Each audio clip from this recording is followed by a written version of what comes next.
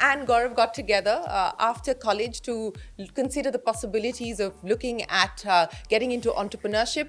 What was it? What was that spark that made you say you want to consider starting up in India? From 2010-11, suddenly e-commerce started to happen in India. Yeah. He was watching it here. I was watching Shopify in the US. Shopify took a very alternate view to that, which was a cross between like a software company and an Amazon, saying, no, I'm going to think platform. That to me was very exciting. I had a relative who manufactured shoes, and he called me as the family computer guy, right? That I want to sell online. So what should I do?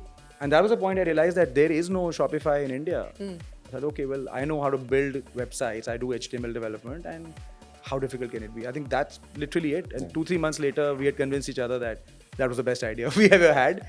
And I moved back after 6 months of that thought, and we just launched. Neither of our parents were convinced. So they were not convinced for good 2-3 years. 3-4 years. 3-4 For years. 3-4 years. Yeah, you have to imagine how it was 2013, 14.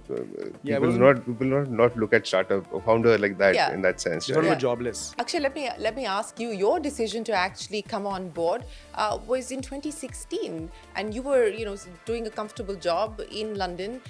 What made you want to bet on these two? Well, honestly, it was, so I actually didn't even meet Gautam. The first 30 minutes I spent in the office, Gautam popped his head into the meeting room and left, which is what he still does in a lot of meetings. So I actually spent time with Sahil for 30 minutes. We got introduced through one of the investors who was coming in. And for me, I wanted to come back. I tried coming back earlier to India as well in 2011 because I wanted to do something entrepreneurial. But at that time, I left just thinking that, the ecosystem wasn't professional enough. Yeah. I was waiting for 2 hours for people to take meetings, that kind of stuff, and it just frustrated me. I went back to London. I went to Amazon, and I wanted to learn how to be an operator. But I came for a Diwali holiday for 6 days. I was speaking to a friend of mine saying, I'm going to come back. You got to help me raise money and figure out the Indian ecosystem.